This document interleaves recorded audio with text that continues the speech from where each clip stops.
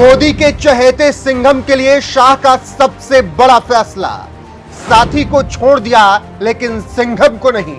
अन्नामलाई कुप्पुस्वामी में क्या है इतना खास जिसके लिए बीजेपी ने एनडीए में टूट भी कर ली स्वीकार।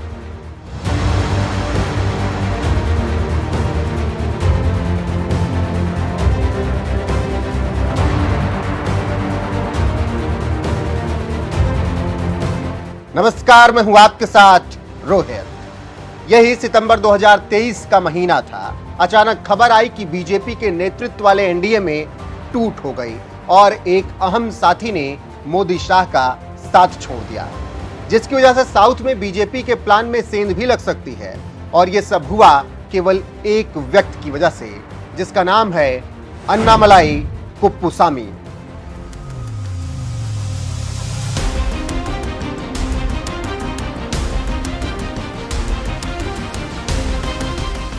कौन है अन्नामलाई? ये बात अब ना बताने की रही न जानने की, क्योंकि बात अब जानने वाली ये है कि अन्नामलाई का रुतबा इतना क्यों बढ़ गया और कैसे बढ़ गया, जो अमित शाह भी उनके लिए अब अपने खास साथियों को छोड़ने के लिए तैयार हैं।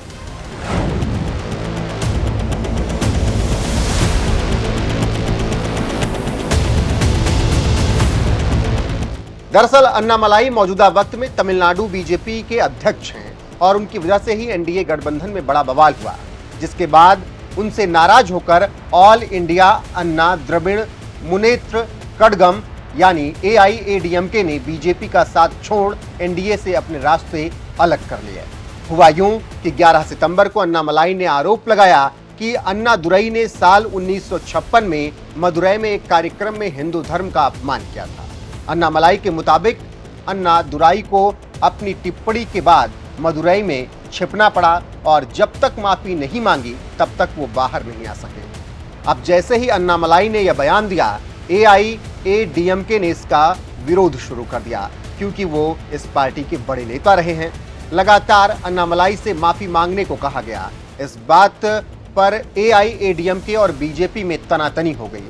अन्नामलाई ने इस बीच साफ कर दिया कि कुछ भी गलत नहीं कहा है तो माफी भी नहीं मांगूंगा। बात दिल्ली तक पहुंच गई। मोदी शाह ने पूरे मामले को समझा।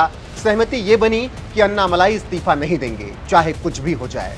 नतीजा ये हुआ कि एआईएडीएमके ने गठबंधन तोड़ लिया। रास्ते अलग हुए। अन्नामलाई की वजह से एनडीए का एक साथी अलग हो गया, लेकिन मोदी शाह को इससे फर्क नहीं पड़ा। वो अन्नामलाई के साथ खड़े रहे।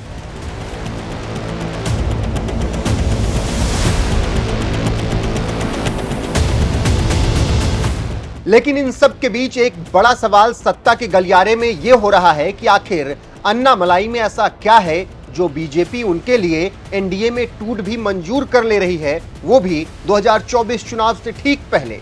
तो इस बात को समझने के लिए थोड़ा पीछे चलना होगा।